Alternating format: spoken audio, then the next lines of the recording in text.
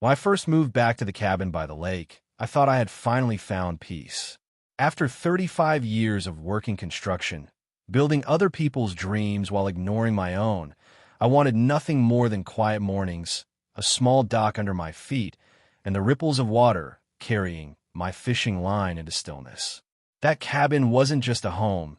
It was a legacy passed down from my uncle who had refused to bend when the homeowners association came sniffing around years ago.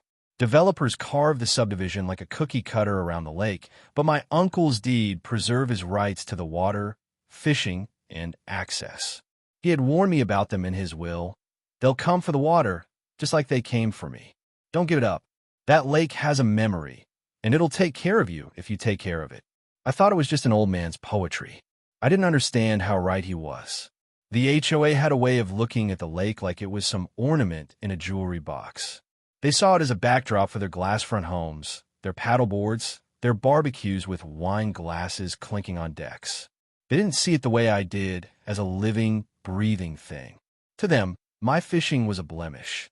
They complained about the sight of my aluminum boat, the smell of fish when I cleaned my catch, even the sound of my reel clicking in the dawn. I ignored their letters, their warnings, their scowls. My deed was older than their bylaws, and I wasn't about to surrender to a group of people who measured life by property values. But people who crave control rarely stop at words. At first, it was petty.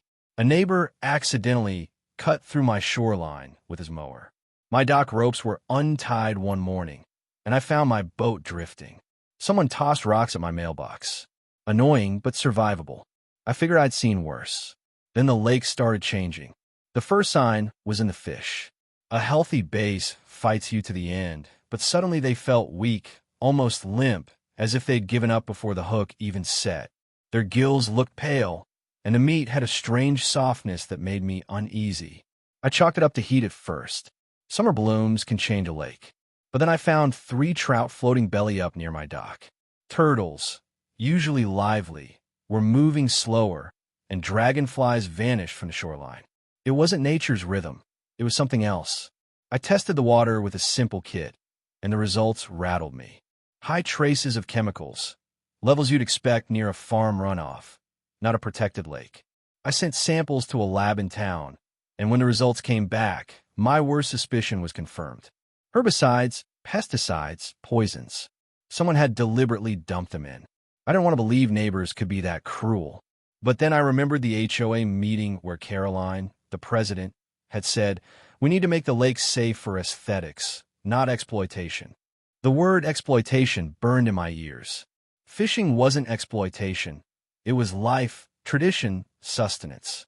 But to them, my catch was an offense. And now, it seemed, they had decided to erase the fish altogether, to erase me. I barged into their next meeting with the papers in my hand. The room was full of polite smiles and murmurs until I slammed the lab report on the table. "You're poisoning the lake," I said, my voice louder than I intended. Caroline didn't even flinch. She just crossed her arms and said, "Maybe if you weren't so stubborn about your fishing, we wouldn't have had to take measures." That word, measures, still echoes in me, as if poisoning an entire ecosystem was a justified policy. The arrogance was staggering. I left that night shaking with rage, but also with something else, certainty. They didn't realize what they had done. They thought water was just scenery, but water doesn't forgive. My uncle's words came back to me. You can't poison water without poisoning yourself. And they were about to learn that lesson in the hardest way possible. Within weeks, complaints started bubbling. At first, they were small. Families said their tap water had a funny taste, metallic or bitter. A few neighbors got rashes after swimming. One couple's dog grew sick after lapping from ashore. Caroline brushed it off, blaming seasonal algae, the same excuse she gave me. But the calls to plumbers and water testers multiplied. By late August, panic spread. Several households had children with stomach issues, and the HOA scrambled to cover it up. I watched it unfold like a storm gathering. I didn't gloat. Part of me was heartbroken. That lake wasn't just theirs, it was mine too, and watching it suffer was like watching a friend wither. But I knew it was the only way they'd learn. The same water they had poisoned to spite me was the water filling their glasses, washing their dishes, bathing their children. Their arrogance had made them their own victims. The county eventually got involved after too many complaints piled up. Inspectors came, tested, and their reports were blunt. The water supply was contaminated, unsafe for drinking or swimming. Wells around the lake were compromised.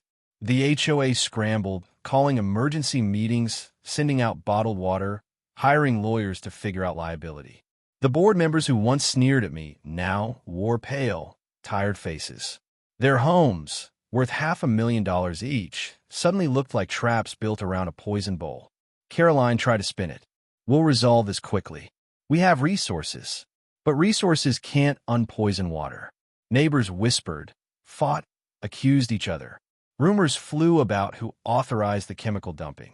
Landscapers were questioned, board minutes scrutinized. People started pointing at Caroline herself, remembering her smug words about measures. She denied it, of course, but guilt has a way of leaking out like water through cracks. Meanwhile, I kept fishing, not for food anymore, since the catches were sickly, but for witness. I stood on my dock, line in the water, while neighbors passed with bottled water crates in their arms.